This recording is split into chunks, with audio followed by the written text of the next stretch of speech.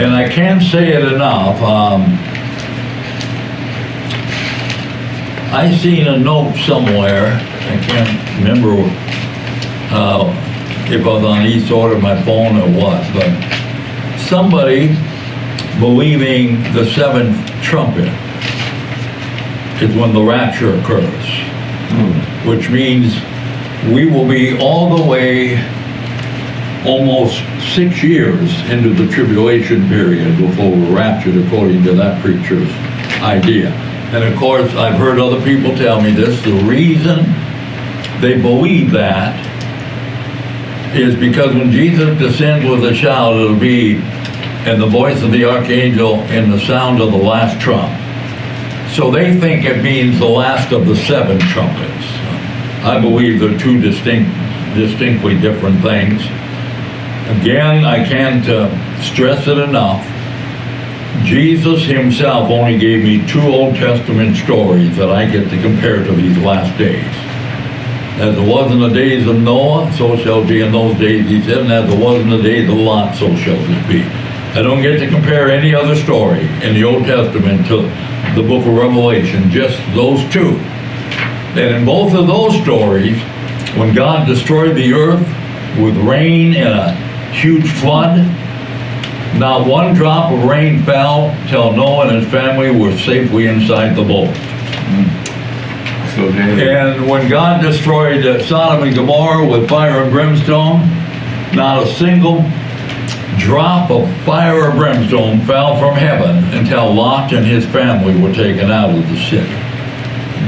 Them are the 2 stories that God has given me permission to compare to the Revelation study.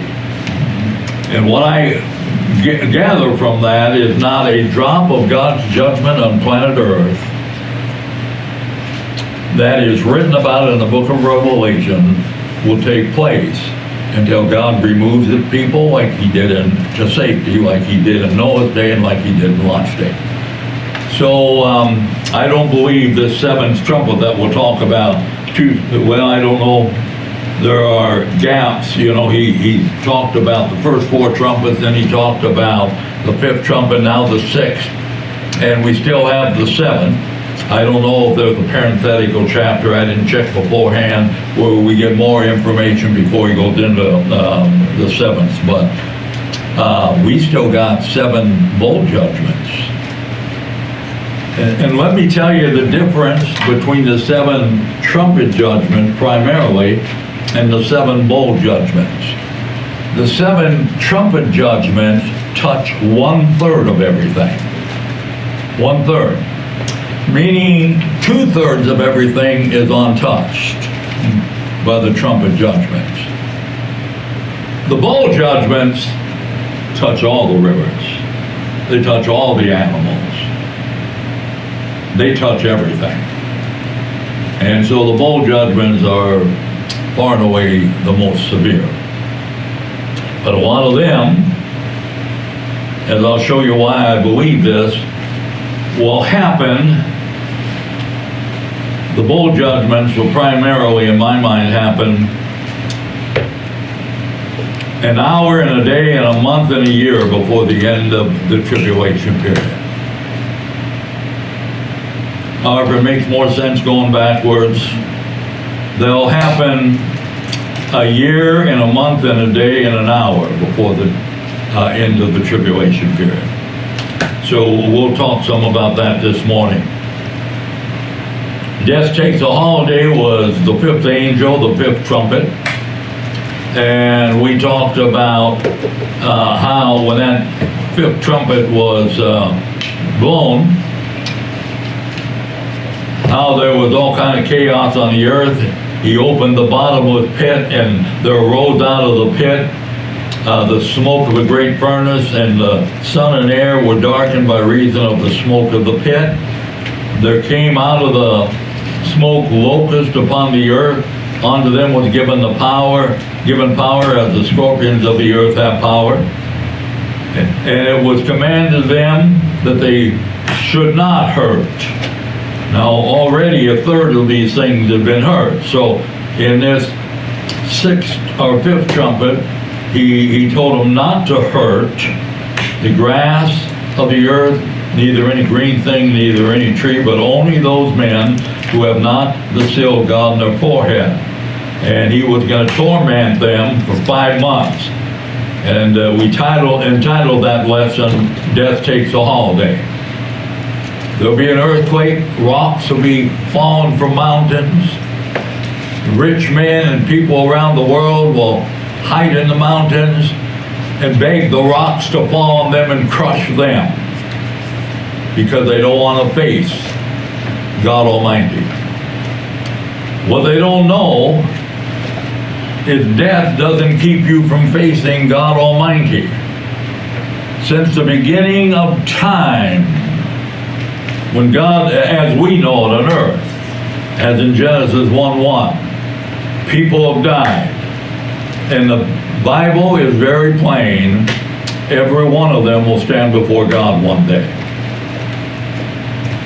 Every one of them. So these poor idiots didn't realize that begging to have a rock crush them, they didn't realize that wouldn't keep them from facing God. That rock would just destroy their earthly body, or as 2 Corinthians 5 puts it, in the King James, a tent, or in more modern translations, a house. This is just the house I live in. That's all it is. This house I live in isn't eternal. This house I live in might need some new shingles. This house I live in is old. It's not going to heaven with me. Right? If the trumpet would have sounded right now on the way up, the Bible teaches he would, in essence, refashion this body into the likeness of his body. That's wow.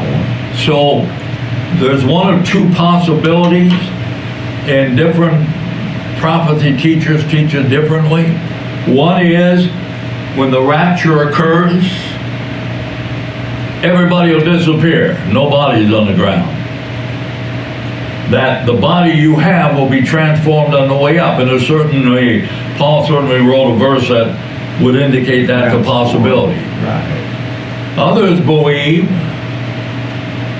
that when you get caught up in the rapture, these old bodies will fall off, or this house we live in will drop to the ground.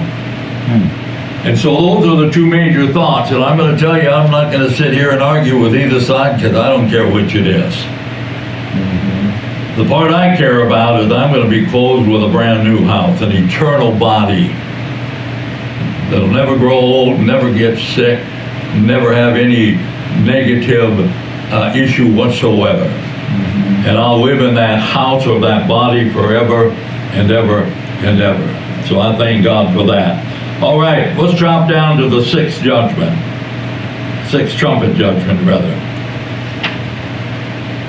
Revelation 9, we covered the first 12 verses, and Death Takes a Holiday. I only used 6 of them for review.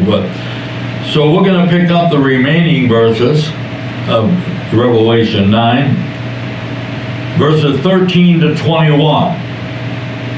And the sixth angel sounded, and I heard a voice from the 4 horns of the golden altar which is before God, saying to the sixth angel which had the trumpet, loose the 4 angels which are bound in the great river Euphrates. So we note that the sixth trumpet judgment has a relationship to the Euphrates River. Verse 15, and the 4 angels were loosed, which were prepared for an hour, and a day, and a month, and a year, for to slay the third part of men. So, 33% of mankind is going to die. We've already had a third of the trees burned up, a third of the waters either turn to blood or have wormwood where they're not, you can't do anything to make them drinkable. We've already had those things. But here, it's saying a third part of humanity will die. Now, I don't know how many men or humans, in other words, will be alive at that time. The first almost 6 years, the first just short of 6 years, has done a number on the population already. But this is going to take another 1/3 of them. So it's going to be a very, very rough time. Now, when he says that there's an hour and a day and a month and a year, set aside to slay, and in essence he's saying is set aside to slay the third part of men. And the number of the army of the horsemen were 200,000. How many of you know how much 1,000 is? If they had $1,000 bills and I gave you 1,000 of them, how much money would you have?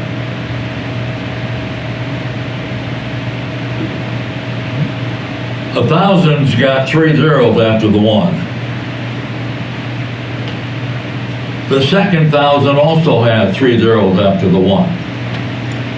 So if you multiply 1,000 times 1,000, you now have a 1 with 6 zeros.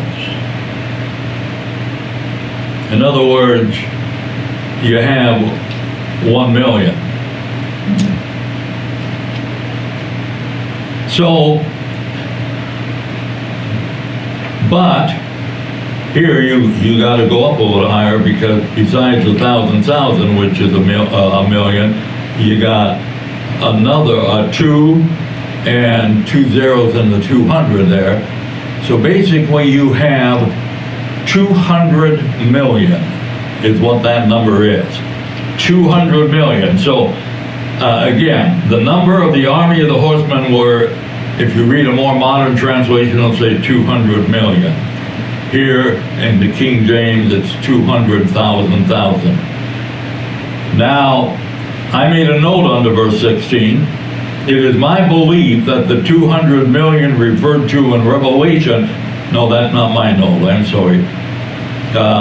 That is a note, if you look on the bottom, by a group who has a website, sequenceofprophecy.com. This is their point of view. So whoever has that website said it is my belief that the 200 million referred to in Revelation 9:16 are not from China, but instead are demonic horses and creatures. There are 4 angels who are bound in the great river Euphrates, according to Revelation 9:14, who will be let loose. They are associated with the 200 million horses. So he sees these as demonic things. There's a website, Federation of American Standards, that has another take on it. Right underneath that. China's standing armed forces of some 2.8 million active soldiers in uniform is the largest military force in the world. I don't know how long ago that was written, but they definitely have more people than anybody else. Approximately 1 million reservists and some 1.5 million militia back them up. With a population of over 1.2 billion people, China has a potential manpower base of another 200 million males fit for military service available at any time. In addition to this wealth of manpower, China is a nuclear power. China is really no one that we want to mess with. Now, they have the biggest army. They have nukes. When America, say 4 years ago, China or Russia wasn't going to mess with them.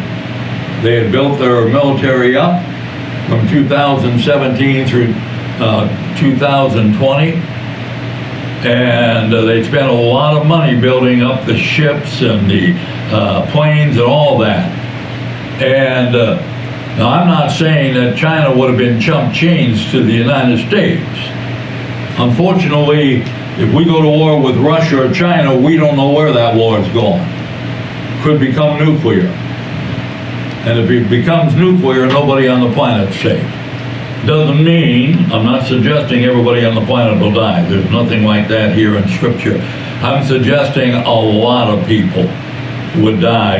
And if you didn't die from the original explosion of nuclear weapons, many of us would die from how it destroyed all the land for miles and miles every direction. We'd die of starvation. If we had a hole to climb, a cave to climb into, I've read books that it'd take more than 100 years for you to be safe for you to come out of that cave. Nuclear war is something we don't want. And I don't believe there's going to be a nuclear war in the tribulation period. The two powers involved, God and Satan, don't need nuclear warheads. They flat out, they can do, even Satan, who is not another God. It isn't like a good God versus a bad God. Satan's not a bad God, he's a bad angel. He was created by a good God. And then he rebelled against that good God. So when people think the forces of evil and the forces of good are going to duke it out, folks, there is no force anywhere in the demonic world, in the human family, any place in a universe. If there's other universes, another universe, there is no force that can battle God Almighty. There simply isn't. When Lucifer, with apparently 1/3 of the other angels, rebelled against God, you know what God did? Guess what God did when Lucifer and 1/3 of the angels rebelled? Spoke the word. He said, Michael, come here. Michael went and talked to God. God said, I'm kind of busy now, Michael. Go tell Lucifer to get out of heaven. Lucifer was a powerful archangel. Michael is still a powerful archangel. Sounds like a fair fight, but it wasn't. Michael did not go to Lucifer with some kind of a supernatural sword that they each had and drew from the sheaths and started sword fighting. Michael had a much more powerful weapon when he confronted Lucifer. The Word of God.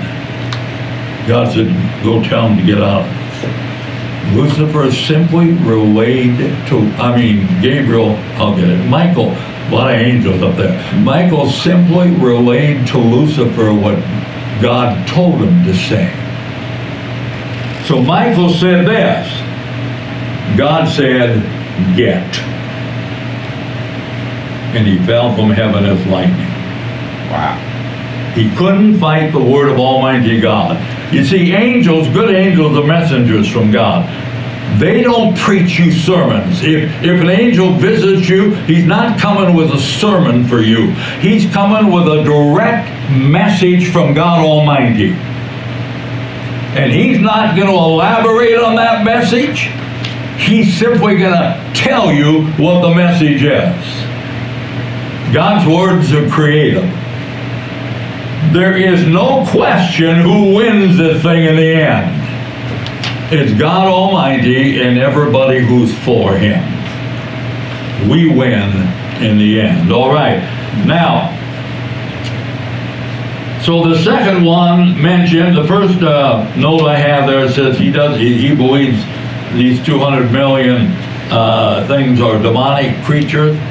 The second one points out how they believe that China today, if they had to put together a 200 million person army right now. And I don't know how old that note is. They don't have all those soldiers, but they got a whole lot of men that they could, in essence, for lack of a better word, draft if they wanted to have 200 million men. So, Hal Lindsey at the bottom of the page there, Hal Lindsey in his book, The Late Great Planet Earth, believe that China is the country that will produce this army, and so does David Hanna.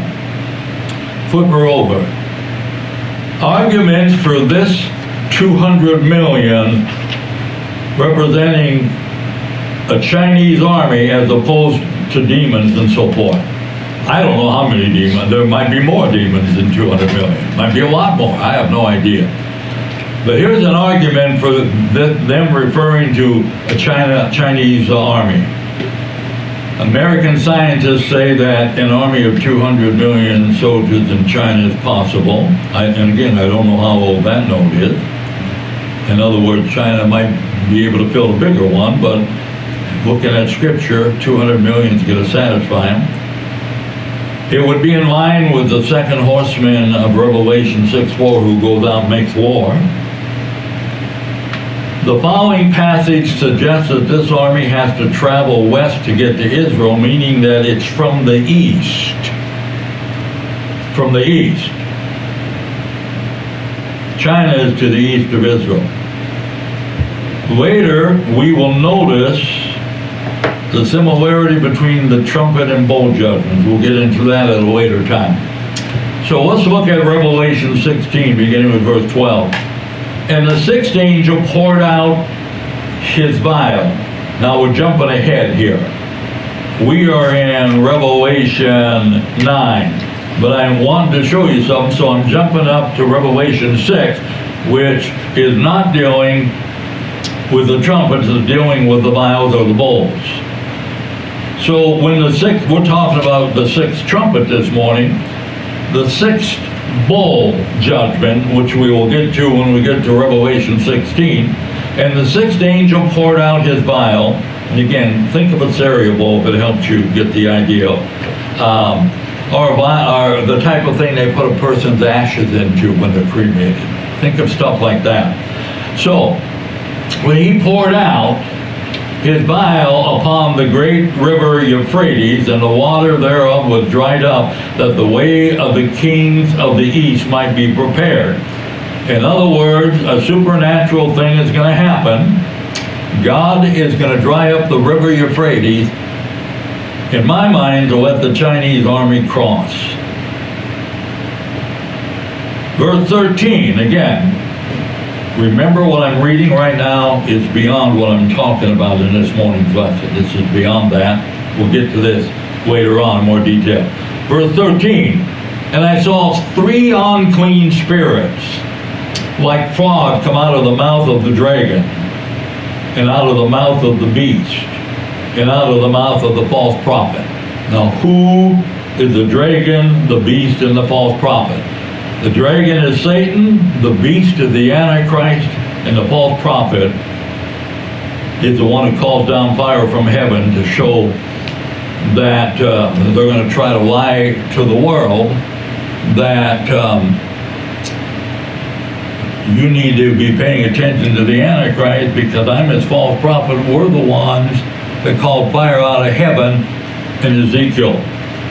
So they're going to try to take credit for that and call down fire when it's God who sends down a mighty fire.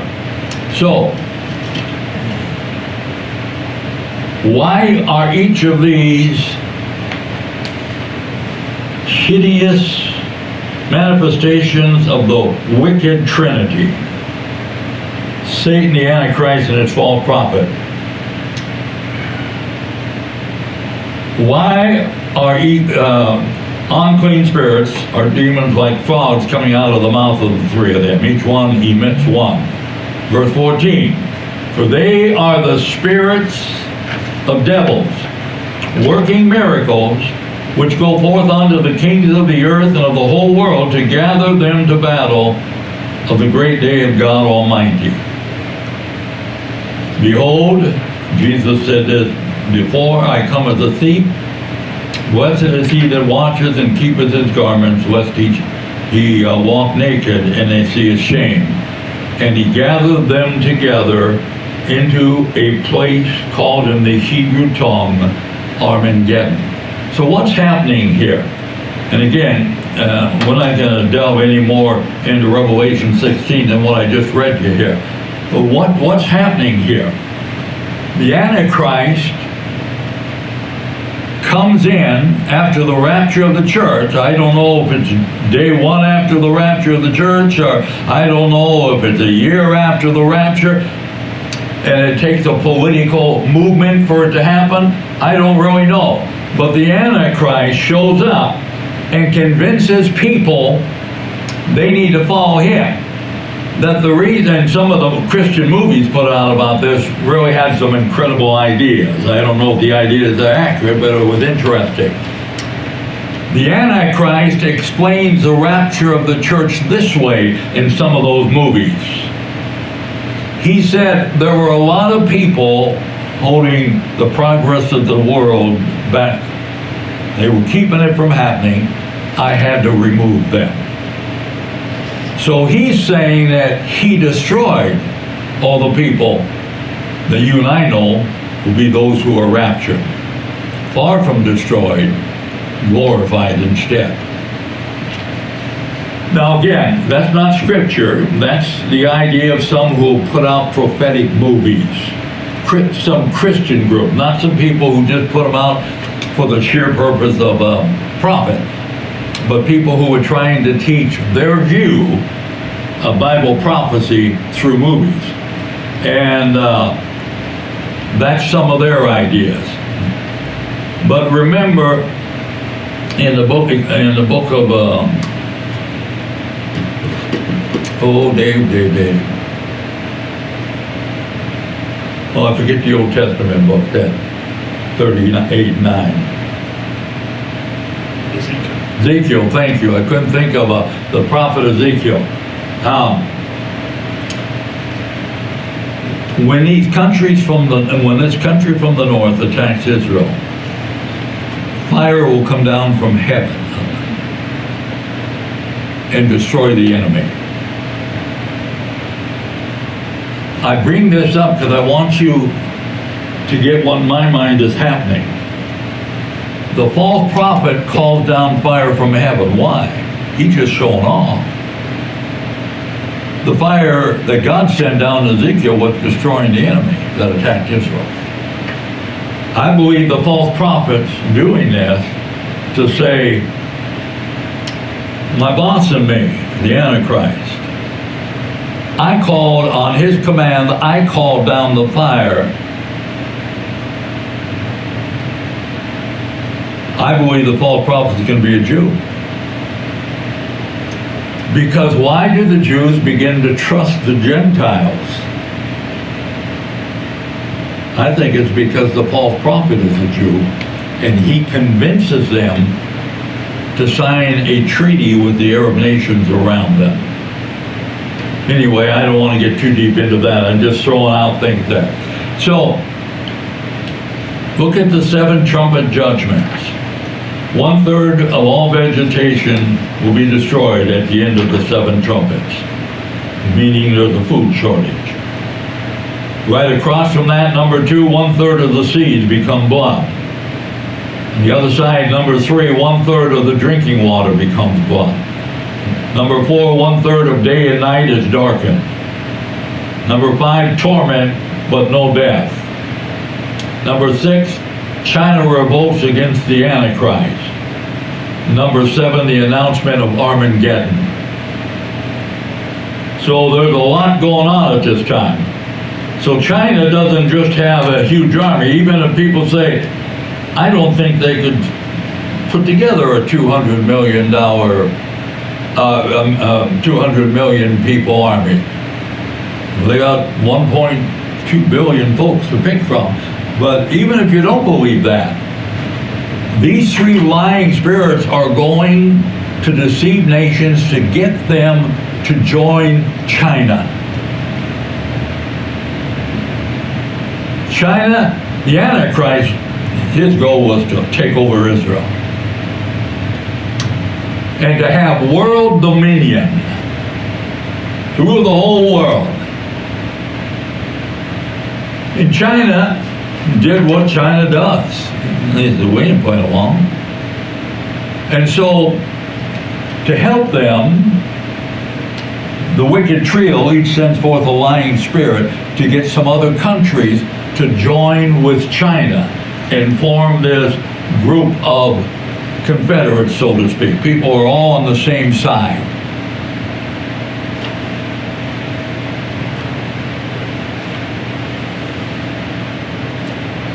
You know, there will be someone who rules the whole world one day.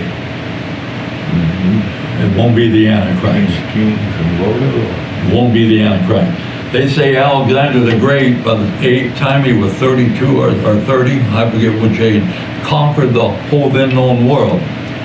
He didn't conquer the whole world. He conquered the whole then known world. In other words, in other continents where he was nowhere near, there would have been people. And so he didn't conquer. There will only be one human,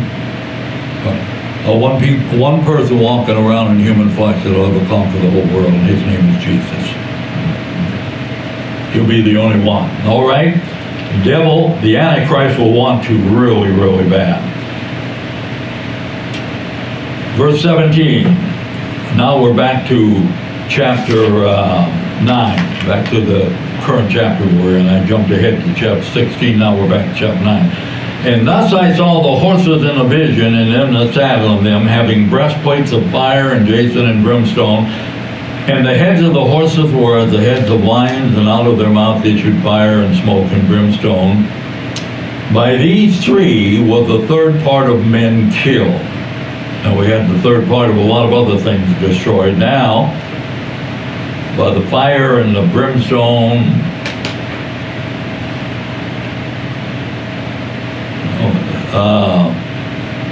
the heads of the lion, out of their mouths issued fire and smoke and brimstone. Those three things. By those three things, 1/3 of humanity that will be alive at that time were killed by the fire and the smoke and the brimstone which issued out of their mouths. For their power is in their mouth and in their tails, for their tails were like unto serpents, and had heads, and with them they do hurt. The tails had a head at the end of the tail, they're saying. Now, will these horses and the riders really look like the picture presented in this prophecy? And once again, my answer is of course not. God is showing a 1st century AD man, John, a modern day event. In other words, let's say this happens 7 years from now. God is showing John somebody alive in the 9th decade of the 1st century AD. The 9th decade, the 90s of the 1st century AD.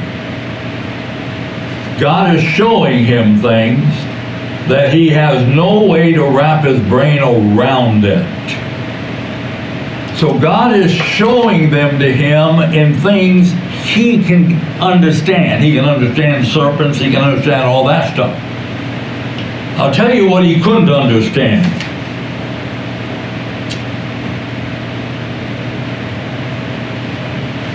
He couldn't understand what, and this was from a sermon I did 10, 11, 12 years ago when I wrote this, when I researched and wrote this down. He knew about horses, lions, and serpents. He didn't know about army strikers with grenade launchers, 50 caliber machine guns. He didn't know about traditional tanks. He didn't know about the M67 flamethrower tank. These vehicles would certainly produce firestone and brimstone. And that was at least a decade ago when I looked that up. I can't imagine what they got now. All kinds of stuff. So if John is seeing a vision and God is showing him a tank, John will say, what is that? So God shows him something he can wrap his brain around so he can write. And he's not seeing the helicopters and the jet airplanes and the tanks and all the other modern day weapons that you and I know about. He's not seeing those things. God is making it appear as certain kinds of animals, so so his head doesn't explode. And he can write it down for us. But you and I, unfortunately, suppose God had given me a revelation like he gave John, and all this isn't going to happen for another 1,000 years. Can you imagine what the weapons will look like in another 1,000 years?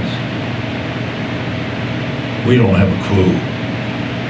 If God were to wake me up one night and give me a vision, he'd have to show me those weapons if he wanted me to write it in ways that I could write it down. In other words, he'd probably show me the weapons of the day, because I understand some of the weapons we have today. He wouldn't show me the weapons that were being used 1,000 years from now, for my brain would have no ability to process that. If the Lord would tarry 1,000 years, our ability to kill each other would be, if he waited another 1,000 years, I'm not talking about the millennial 1,000, that's going to be a 1,000 year of peace.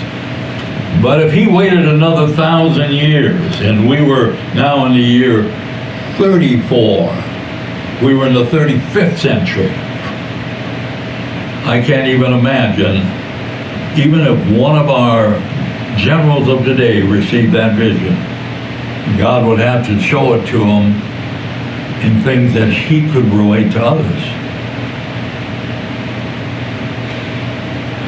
You know why God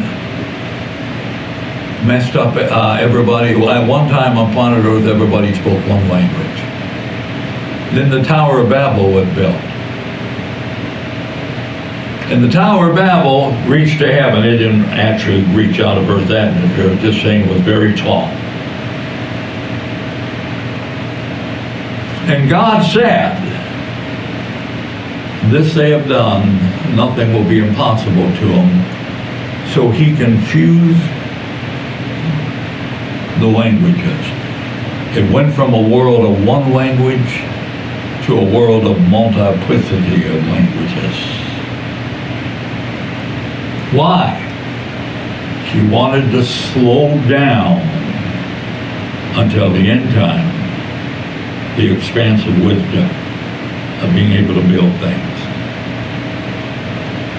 I don't believe we got another 1,000 years before the tribulation period. At one time, every 4 years, man's understanding of how to do and build things multiplied by 2. I think it's quicker. Have you heard the latest number? I think it's quicker now. We just keep getting smarter and smarter. This invention, while we're building this invention, we think, oh, we can do this. We can build this invention. Why isn't God slowing it down now? Because it's supposed to be going this speed now. In the days of the Tower of Babel, it wasn't supposed to multiply that quickly. What made the difference? 2 things. Language exploded. Language divided. Everybody had a different language. Not every individual, but all kinds of different groups of people spoke differently. They couldn't understand each other. But it said in the end times, we'll return to that. How come? Well, the first thing, right now you and I have phones. I wouldn't know how to use it. But if Amber only spoke Chinese, and I know how to use it, and I had downloaded an app, I could click on that phone and everything she said in Chinese would show me in English.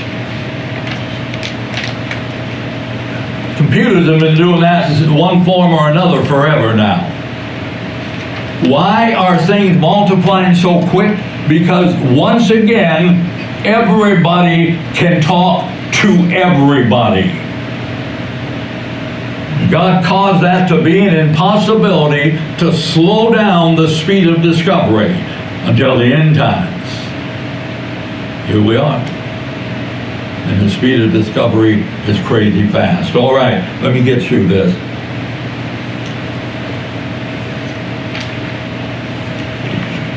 So, this whole seventh trumpet has to do with getting China and those three lion spirits from the Antichrist, the false prophet, and the beast. I mean the beast, which is the devil, and the Antichrist and the false prophet, to deceive the nations, so China will have allies. Now, it says here in verse 20, the rest of the men which were not killed by these plagues yet repented not of the works of their hands, that they should not worship devils and idols of gold and silver and brass and stone and of wood, which neither can see nor hear nor walk. Neither repented they of their murders, or of their sorceries, nor of their fornication, nor of their theft.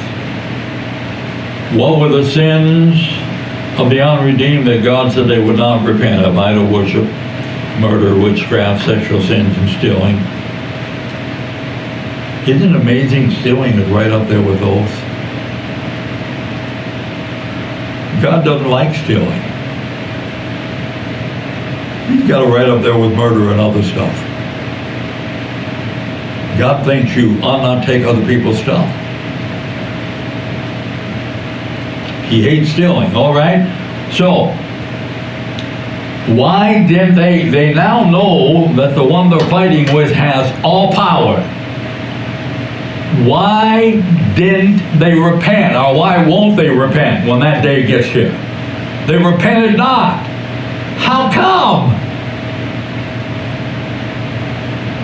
You're fighting against it. You might not think it's God, you might be an atheist, but whatever it is, it's got all power.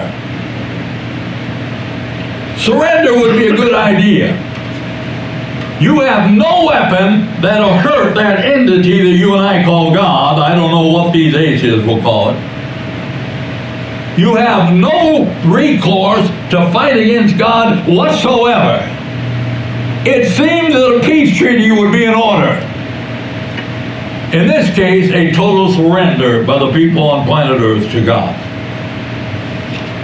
Why doesn't it happen? If we wrap this up, Hebrews 3:13 at the bottom, but exhort one another daily while it's called today, lest any of you be hardened through the deceitfulness of sin. Sin has an amazing ability to harden your heart toward God. So,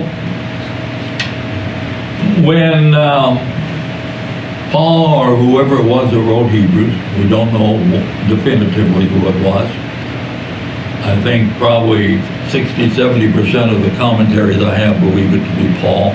We don't know that for certain. But when Paul wrote this, he said, keep going to church. Kevin keeps challenging people. Why do we go to church? Got an answer right here. We need to exhort one another daily. Let me insert a different word. We need to encourage one another always. Right. Because if we don't, we will get discouraged. And if we get discouraged, we will return to a life of sin. And when we return to a life of sin, our heart gets hardened. When the mountains were falling, the rich men and the others hiding in the mountains didn't say, oh God, forgive me. They said, rocks, bury me, so I don't have to face God. Shame. When you are sold out to sin, sin will dominate your life till Judgment Day. All what was happening, as far as I can't definitively say this, but it appears to me in the last 3.5 years, it appears to me in the first 3.5 years that millions will get saved. that missed the rapture that get saved in the first 3.5 years because of the 144,000 Jewish evangelists. It appears to me in the last 3.5 years, no one will get saved, no matter what God does, and we'll read at a later time in a different message. God will have angels flying through the air, preaching the gospel, and nobody will listen.